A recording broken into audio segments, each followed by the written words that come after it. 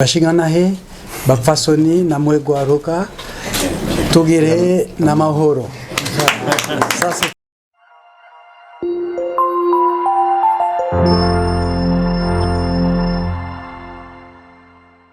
Ministre en charge des affaires de la communauté est-africaine, de la jeunesse, des sports et de la culture, monsieur le représentant du maire,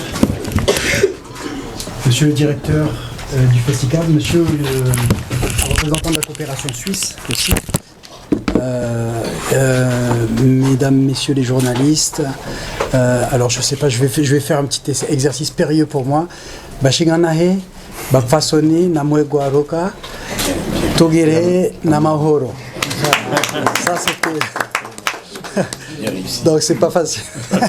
Parce que d'abord je me présente, je m'appelle Jean-Yves Carnino et je suis nouvellement nommé pour être directeur délégué pour l'Institut français du Burundi, que vous connaissez tous sous le nom du CCF, Centre culturel français. Donc je ne suis pas venu faire un grand discours, juste vous dire que le Festicab et vous tous, vous êtes bienvenus chez vous, puisque en fait c'est pas chez moi, c'est chez vous là-bas. Et nous sommes très heureux d'accueillir à nouveau. Toute l'équipe de l'Institut français sera vraiment très heureuse d'accueillir à nouveau cette 12e édition du Festicab, donc en 2021, fin mai. Qu'est-ce que je voulais dire d'autre? C'est que tout d'abord, nous sommes un peu désolés parce que les conditions du Covid, cette crise sanitaire, nous contraint un petit peu. On est obligé de porter des masques, on est obligé de prendre certaines mesures, de se laver les mains, etc. Et dans notre salle de spectacle, hélas, nous sommes obligés d'avoir, pour augmenter les distances entre les personnes, nous avons été obligés de condamner un siège sur deux. Ce qui fait que cette salle qui contient à peu près, la capacité c'est autour de 250 places, nous sommes obligés de la réduire à 117, c'est la moitié de ce qu'on peut faire, en tout cas des fauteuils en place. Donc ça c'est une petite contrainte.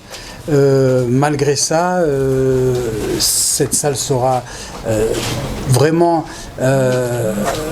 très bien pour vous accueillir, parce que cette année, il y a un effort particulier qui a été fait sur le cinéma et nous avons fait l'acquisition de nouveaux projecteurs qui va permettre d'avoir une définition d'image beaucoup plus forte, ce qui veut dire que vous pourrez apprécier davantage toutes les projections cinématographiques que nous allons pouvoir faire au long de l'année. Donc nous avons déjà commencé depuis le début de l'année à projeter des films français et des films francophones 2 fois par mois. Et nous allons accueillir cette année 3 festivals. En ce moment même, cette semaine, nous avons le Festival du film européen. Donc tous les soirs, nous avons des courts-métrages à 17h et des longs-métrages à 18h. Ce soir, c'est un film allemand. Lundi, c'était un film français. Hier, c'était un film belge. Demain, ça sera le film suisse. Merci de me le rappeler. On a un film hollandais. Et enfin, samedi, à 14h30, un film italien. Voilà, donc ça c'est là. Le Festicab arrive à grands pas et franchement, on est impatients de découvrir la programmation et de vous accueillir là-bas pour le Festicab. Ensuite, on aura un autre festival au mois de novembre avec le Goethe Institut et l'Institut français Paris. On va faire un festival avec le fonds franco-allemand. Donc ça sera un festival de films documentaires. Donc voilà, et tout au long de l'année, des projections. Et voilà, ma conclusion, c'est bienvenue chez vous. On vous attend impatiemment pour venir apprécier ensemble les images, le son, les scénarios, toute la richesse de ce 7e art qui vit grâce à vous ici au Burundi. Merci. Ndagerageza kwishura hanyuma mugenzi wanje Papi araza kunyunganira. Dutangure kuri Christian de Isanganiro. Waje ibibazo bibiri. Ati none ko mwatoye icivugo amabi afatigwa ku gitsina. Siko wajije uti Murambaria mfise problème y'amaso. Ça? Mufuko. Ah ok. Comment voir ces lunettes quand on ne les porte pas? Bon.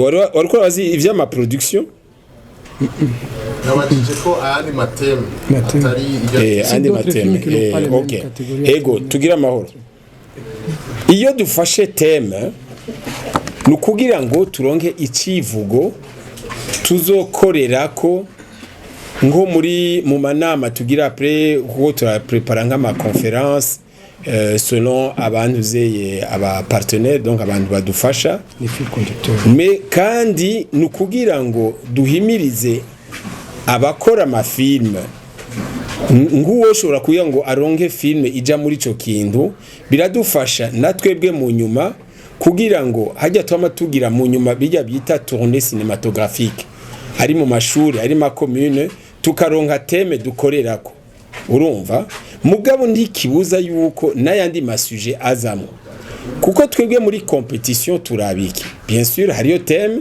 muga tukaraba aussi qualité artistique c'est-à-dire abo yakoresheje ingene yabihinguye na qualité technique la qualité de l'image la qualité du son le montage etc.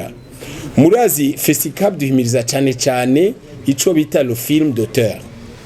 Le film d'auteur rero isaba ubuhinga bw'umuntu isaba ce qu'on appelle la créativité ico nico gikuru donc ntitushobora gufatira umuntu tukamubuza afise nk'iyindi suje ashaka gufata ntidushobora kwimuza araza kandi arashobora kuba wa mbere ni washaka imbere yo yagize filme iraba icivugo c'uyo mwaka bivana na qualité artistique na qualité technique nibaza ko ngaho nacishuye hanyuma ari ca kabiri Salvatore oya kwamaza les diffuseurs problème y'aba diffuseurs ti nka cinéma de quartier twobafasha gute urwaruka kugira ngo baronke aho bahuriramo siko urumva ubuye mwabaha espace de diffusion est-ce que vous pouvez pas faire de même puisque les espaces de diffusion zagwiriye ego bariko no kugira amateleviziyo ngana ego abankadra kugira baronke kanari bacamo d'une façon professionnelle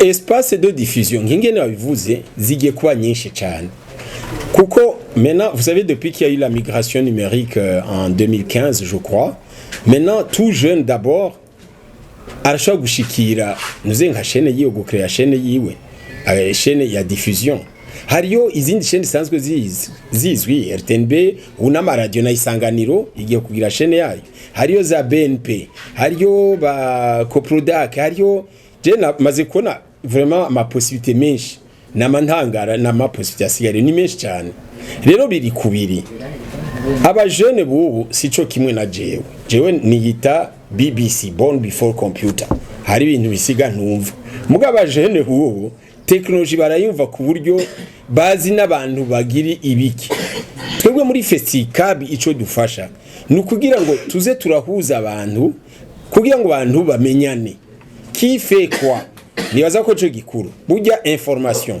kumenya inkuru hajya umaze kunguka 50% y'umugambi wawe ko abantu benshi baraza kuri Festicap ndafise umugambi none noronka amafaranga he ndafise umugambi ninde yofasha kwandika ndafise icyumviro none nibande bomfasha gukina muri Festicap rero turaza tukafasha kuko turaza abantu benshi bari mu zo domaine nka Coprodac murazi ije collectif des producteurs pour le développement de l'audiovisuel et du cinéma n'abantu donc nishira hamwe hahuriramwo aba producteurs bose donc baba bafise ububasha bw'ukugira ngo bafashe urwo rwaruka twebwe natwewe ngaha tuja tuborienta iyo baje ko nk'umuntu aje kumbaza ati ndafise filme womfasha gute kuyikora festival nico bita diffuseur nous ne sommes pas des producteurs donc twebwe turamenyesha turabaha ikibanza kugira ngo bamenyekane kugira ngo bamenye ibiriko birakorwa muri cinema muri imyaka mu Burundi hanze gutyo nico gituma Festicap ntikorera ngaha gusa mu Burundi murazi ko nagize twakreye ikindi kibanza bita East African Film Network donc ni ca kibanza c'akarere gahuza ibihugu bitanu Burundi Rwanda Kenya Tanzania Uganda kandi abadukurikiranye kuva kera murazi ko twadufise mu mugambi ko buri mwaka twarategura nka formation donc kugira ngo dukurikije nk'umwuga kanaka wo mu cinema wacu usanga nko gufata amasanamu tukabigira mu Burundi, hama gufata amaji tukabigira mu Rwanda, ingene bakina amareresi tukabigira muri Tanzania, ainsi de suite. Aho hose nivyo Fesicab igerageza kugira ngo yugurure amaso kurwaruka rusigaye rukunda ivyo vy'amareresi, bamenye ni giki kiriho nga mu Burundi, ni bande bo bafasha, ni bande bo korana, hanyuma no mu karere. Mbere twaragiye no hirya mu karere, abaje muri ma competition muri Fesicab barabizi, hariyo nk'abaronse udushimwe muri Fesicab, tugaca tugurira amayira kuja muri Fespaco. Fespaco imwe ya Ouagadougou, c'est le plus grand festival ya cinéma africain dans le monde. Hariyo abamaze kujayo, urumva bakuye izindi nyigisho ko baca bahura n'abandi bakayaga, barinjiye amasalle de cinéma bakarama filme yabo ingene bakora, bakarahura ubwenge bw'ubuhinga technique artistiquement, ni gute bashwazisa batora abakina canke ingene bakina scénarisation, rythme ya film. Urumva hanyuma hariyo n'uwagiye ni Buraya, nimbaza babiri nka ndibuka nka Edi Munyaneza yaronse prix ya mbere muri Fesicab ya mbere, yazanye araga filme kavuga gusa ingene yahatswe gupfa n'ingene yarokotse muri 1983 dans les années 1940 muri ya crise. Iyo filme yaronse agashimwe nga agiye muri Fespaco, araronka agashimwe kujya bamutembereje Burkina Faso yose, haragira n'abamutora bakamujana n'abayishimye bamujana i Buraya. Urumva rero ivyo ni ibintu byinshi bishoboka, nibaza yuko deja muri aya madiffuseur public ashoboka, ama diffuseur télévisuel ni nyinshi parce qu'il y a les télévisions, mais hariho aussi na diffusion en ligne uzisigari nyinshi. Twe tuzoba information ko zishoboye kose kugira ndurabe yuko boronka aho bavyerekana. Yeah. OK, peut-être je vais compléter le président. Christian, par rapport aux jeunes qui font le cinéma du quartier, avant de produire un film, il faut savoir, tu fais le film pour quel marché. Il y a le format film pour les télé, qu'on appelle série télé. Et quand vous faites le film, si c'est pour les séries télé, il y a le standard et les normes de diffusion. Par exemple, il y a le film qui va passer à la télé. Ça ne peut pas avoir beaucoup de scènes de violence, de sexe, tout ça. Il y a ce qu'on appelle les censures. Pour le format des films, pour les festivals, même les festivals, il y a des catégories. C'est pourquoi, c'est la raison pour laquelle chaque festival doit avoir un thème, pour permettre à chaque cinéaste de savoir comment il va entrer dans ce festival, avant de produire le film. Et pour aller au festival, là je parle du format film pour le festival. Ces films, vous devez les produire pour savoir c'est pour la compétition, ou bien c'est pour la première fois que vous entrez dans les festivals, ça va être dans les panoramas. Donc vous entrez, votre film n'a pas été choisi. Comme je vais répondre à la question de mademoiselle, votre film, automatiquement, ne va pas entrer dans la compétition, mais ça va être dans les panoramas. Mais si on trouve que le film, ça ne mérite pas, même de passer devant le gens, c'est là où vous trouvez que le film n'a pas même été sélectionné. Et les gens commencent à se plaindre. Pourquoi ? Parce qu'il y a des choses qu'on ne peut même pas montrer au public, à notre audience. Parce que le festival a ce qu'on appelle l'audience. Donc là, on est limité. Donc,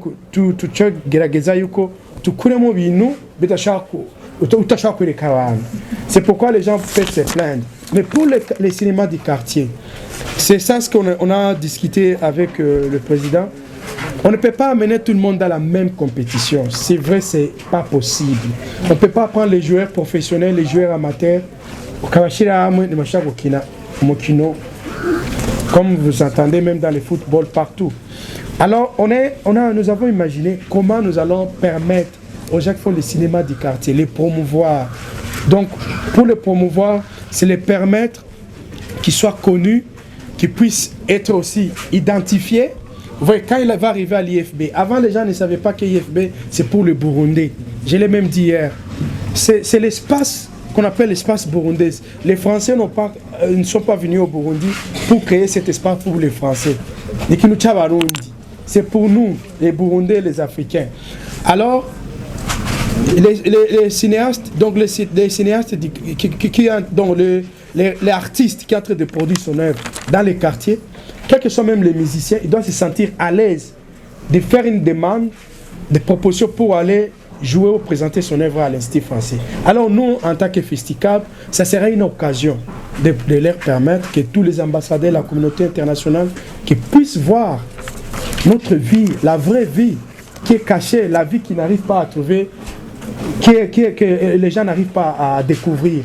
Ça, c'est une occasion unique. Alors pour avancer, il y a quelqu'un qui a posé sur l'apport du cinéma. Non, vous voulez répondre à ça? Hari ikintu gikomeye kame muri iki nashaka ko twumvikanako. Hariho na Larissa umenga yari yabivuze ko bya section y'amafilm. Ico tuko turavuga cinéma de quartier. Abantu bakurikiranye Festicab kuva tugitangura. Première édition yari ikintu cyose citwa isanamu yakozwe n'umurundi, byinshi byari mu kirundi gusa. Kuko bwari bwa mbere igihe natangura Festicab, mbere abantu benshi barambaje ngo birashoka festival y'ireresi ngaha ko bari bazi gitolengera gusa. Je ndabwira nti burya ico bita ireresi canke ama image afata kuri vyinshi mu dushaka kumva une via créativité. Festival ya mbere uvyibuka harimo ama clip video, harimo ama publicité, ndabeshe, harimo ama émission télé, harimo ngeka ikindi cyose cyitwa isanamu. Ko nashaka kwereka